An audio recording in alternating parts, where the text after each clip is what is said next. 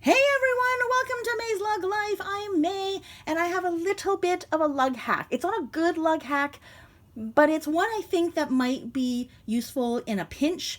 If you're desperate and the need sort of comes up and this is something you absolutely have to do, but you don't have the tools to make the permanent move or the proper move to make this happen. And the other thing that I'm doing this for is so that I can provide you information so that you guys can go out and experiment on your own using the knowledge that I have accumulated and gathered, and hopefully you guys can come up with better solutions based on that, learning from my mistakes or elaborating and expanding upon the research that I did, or maybe you guys can actually just come up with some completely brand new solutions that have not been popularized or are well known. So if anybody has any hacks they want to share, put those in the comments below. But I hope that what I'm going to show you, like I said, will either inspire you to come up with better solutions, or at least, like I said, give you a solution that may sort of be needed in a pinch. So the reason why we're here is because a lot of people have been complaining about certain bags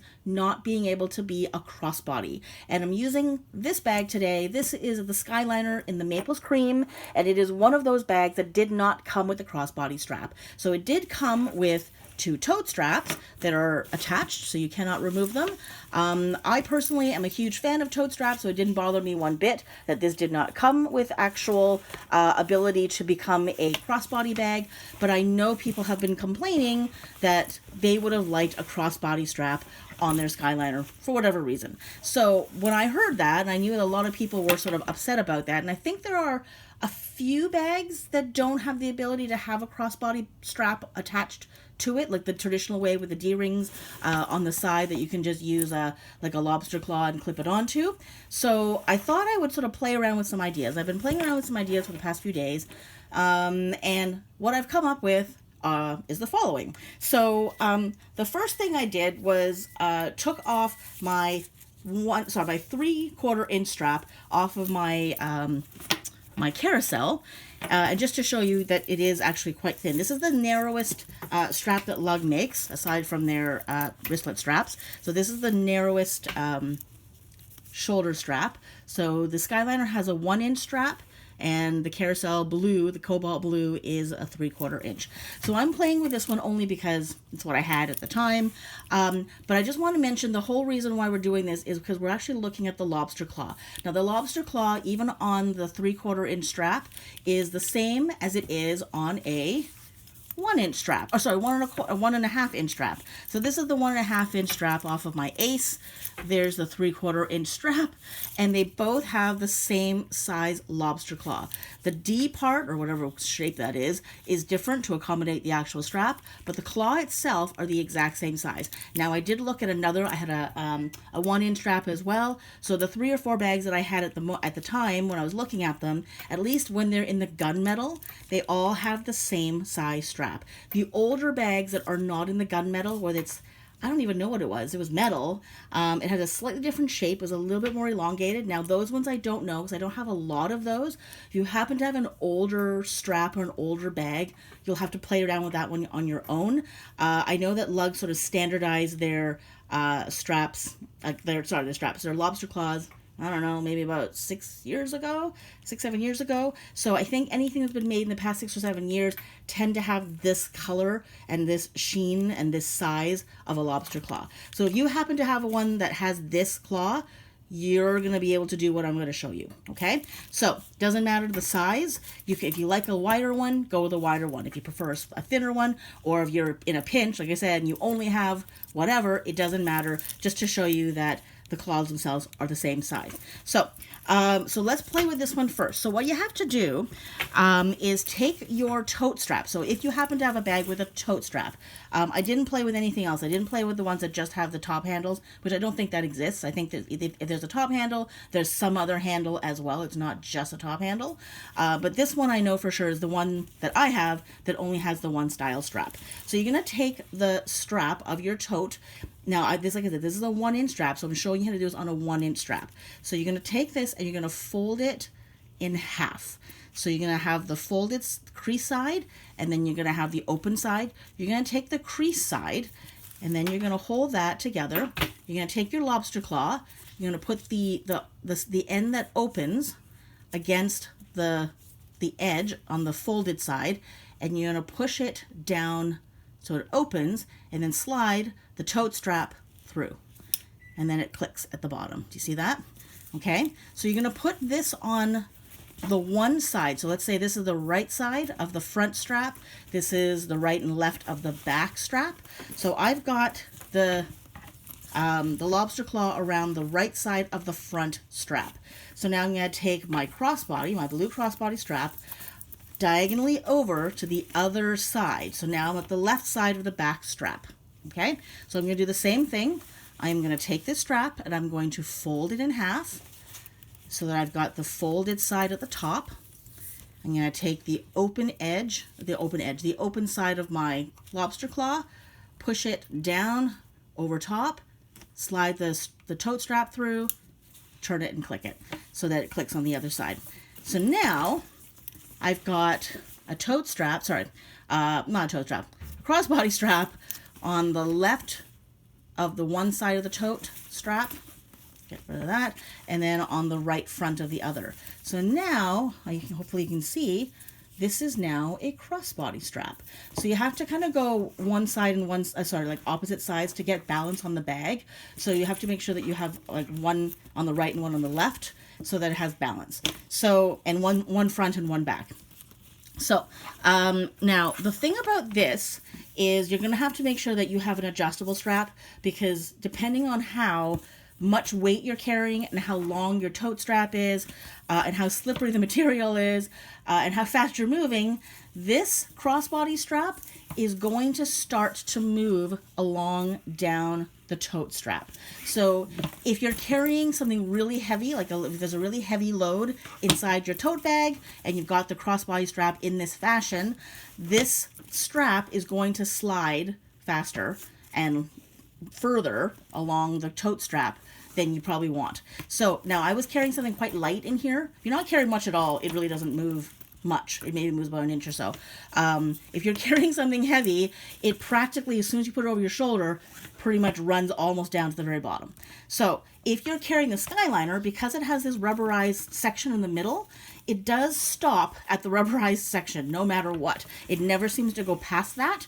So if you have a crossbody strap that you're like desperate to use and you don't like the totes, you're going to have to shorten this strap so that this otherwise is going to end up going to the very end of your tote straps, which is usually pretty long. That shoulder drop is actually quite long. And then you're going to have a whole lot of crossbody strap. So you're going to want to shorten, if you know it's going to slide, you're going to have to shorten your crossbody strap to as far as you need to so that the bag itself doesn't end up down by your ankles. If you're short like me, it ends up at your ankles really fast. If you're tall, you might be okay. So anyway, so that's kind of what I found. Now, if you're able, and if you're, you happen to have like rubber bands or something like that you can wrap around right here so that it stops the strap from sliding, then you're probably okay. Like if you want to wrap, like I say, you've got rubber bands, that's going to look like crap.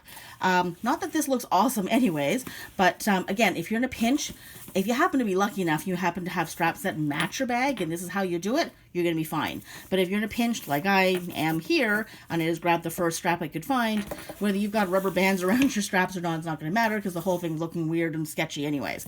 So, anyway, so the thing, like I said, it does slide, so you have to make sure that you go all the way to the end and push it down often if you are carrying something really light, and just keep pushing that down so that it stays all the way down, and you can carry it without having to bother having these straps pop up. So you just drop the tote straps down at the side and then carry the bag crossbody, like that. So I hope that helps you with that one. Now, the other thing that you can do, I bought these ages ago because I just thought that they would be handy. They came in this stupid little plastic Ziploc bag. I don't even know when I got these, like 6 years ago, 5 years ago. I got them for a similar purpose, like it was to attach things to bags. But what they are it's a gunmetal as well, so it does match. You can get these on Amazon. I don't remember how much these were. I think they were cheap. I want to say they were like $3 or something. So I got 5, 6 of them. Anyways, so they're just little small round rings with the same sort of opening.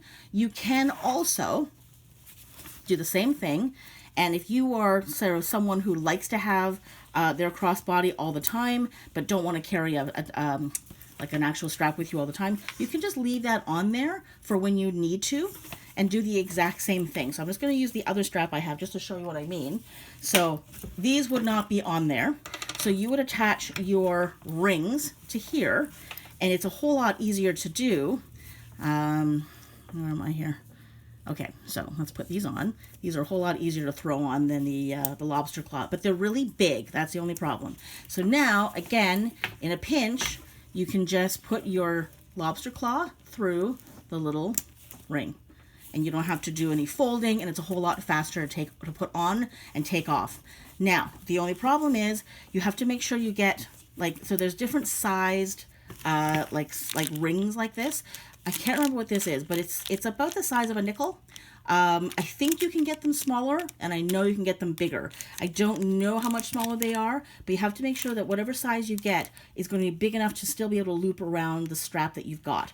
I just happen to have these because this is the size I needed.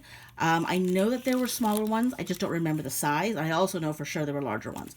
And these were the only ones at the time that were the cheapest and were gunmetal and were the size that I needed at the time. Basically, I got these to put on my coops so that I could hang something on the outside of my coop because I would run out of space on the inside. So I just wanted something small that I could hang like my hand sanitizer or my sunglasses or whatever. That's all that this was for. So that's why I have these. Okay, so you could do the same thing. So you can do that on this side, do that on the other, and then now you've got really fast ability to turn something into a crossbody strap. Now, like I said, because these small rings are even bigger than the lobster claw, they're going to slide even faster and even further. So you have to make sure that this doesn't get too big because it will actually go past the rubberized thing if you're not careful. But I have, mine are pretty small, so they still don't go too far. But it does allow for me to not have to worry about, fussing with this, because this was actually kind of fussy. This was an easy thing to do. And it kind of has a similar effect in that because it's, bigger than the actual strap, it slides. So that's the problem with this one. But it's still, again, if you've got a 1-inch strap here, it might be a little bit easier to keep everything contained, but that's sort of what I came up with. Now, if you want to know if it's possible to do the same thing with a 1.5-inch strap, I'm going to show you how that works as well. It's a whole lot more difficult. Okay, I'm just going to take this off. I'm going to take this one off. Okay, so when you take these off, by the way, it's not the easiest thing. You do have to sort of fuss with it a little bit. Now, I still have bum thumbs. Those of you who are aware that I have really had injured my thumbs recently. This thumb is still, I don't know if you can see, it's still kind of fat and it doesn't straighten still. But it used to be like this, so there's improvement. So I'm just saying that this is a lot more fussy for me because I have a very limited ability to use my right thumb. So let's try this one. Yeah, my thumbs are really sore already from doing this. Okay, so just to show you, I'm just going to move my Skyliner out of the way for a second. So if your tote bag happens to have a 1.5-inch strap, which is what the cranberry dot here is, this is still going to be able to go over it, but it takes a whole lot more work. So especially the older bags, if you happen to have the older bags have a stiffer, thicker strap. I don't know why. The older ones had really, really like stiff straps, so you kind of had to break them in order to be able to do this. This one is older, and it's not broken in because I never use it, but I'm just going to show you what happens. So you're going to fold this into 3. So you see the seams there? There's 2 seams on it. You're going to third this. So you're going to fold it along the seam, and then you're going to do the same thing on the other side, and you're going to fold this along the seam. So it's kind of like you're almost rolling it. So now you've got that. Do you see that there? And you're going to do the same thing. You're going to take your crossbody strap, and then you're going to push the open side of the clasp over top of the creased side there. Not the open side, the creased side. So you're going to do the same thing. push it over top. So this is a lot more tricky because it's so much thicker, but it does work. I've done this a few times. So there. So do you see how it's gone in there? But you do have to finagle this to get all the way over so that you can close the clasp. Now, because it's a tiny little bit thicker and it takes up a lot more space inside that loop, it doesn't slide as quickly and as much. It does still slide though, because I did put this on my Skyliner. On my Ace, which is what this bag is. So I put this on my Ace to see if this would still slide, and it still did. It just didn't slide as fast. Even though it was a heavier bag and I put stuff in it, it didn't slide as far, and it didn't slide as fast. Now, the problem with the 1.5 inch ones, especially if you've got, like an older bag, it doesn't always come with that rubberized section here, so you might end up having your strap, your crossbody strap rather, slide all the way to the center of your tote strap, which makes it even longer and really, really hard to work with. So it depends on the bag you have, and it depends on the strap width of the bag that you're trying to turn into a crossbody strap. It depends on how much weight you're carrying in your bag, how much movement you're going to get. So like I said, so whether you use a little ring or whether you just attach the strap directly to the tote strap, you're going to have movement. This is going to slide up and down the tote strap. So like I said, either find a way to tie this off so that you don't have the strap moving up and down. So like I said, you have a rubber band, you've got a ribbon that you can sort of make a really big knot on so it doesn't keep sliding. You might actually be kind of pretty if you happen to have some really nice ribbon. You make a nice little bow on it so it sort of stops right there. If you put a really big knot on it, the strap isn't going to slide up and down. So again, you may want to tie like really pretty ribbons on here on either side so that they're always there. And then when you need to slide a lobster claw over top of your crossbody strap, of your tote strap, then it's not going to go anywhere and it's pretty all at the same time. So I think that's kind of all I was able to come up with. I wasn't able to find any other solutions. Now, just so you know, when you do remove these, you have to be really careful. Now, luckily, I think the lobster claws are actually pretty sturdy. They have been known to break. So once in a while, I have seen these things break right off. So be careful with them. Like, don't be too hard on them. Because they have been known to break. You don't want to be, using so many straps and playing too hard with it that you lose the strap that you've got. So you may want to make sure that it's a strap that you can replace, or it's a strap that is a really common color, like black or something like that. You don't want to maybe use the ones that are very specific in print to a very specific bag that you have. So like this one I was playing with mainly because it's a bag that's not my favorite bag in the world. And if I lose it, I won't cry. It's just sort of a cobalt blue, whatever. It's no big deal. It's not, it's not very specific. Like, whereas this particular print just perfectly matches one particular bag that I have, and I didn't want to lose the strap. If I replaced, my bag with it, so if I replace the strap with a different color, it wasn't gonna freak me out. So like I said, they do break, so be careful when you're doing this. Don't be too rough on them. Don't pull, don't twist too much. But hopefully, at the very least, like I said, if you happen to be one of these people who needs to have a crossbody strap and this is your only route, this is at least better than nothing. So I hope that helps you a little bit.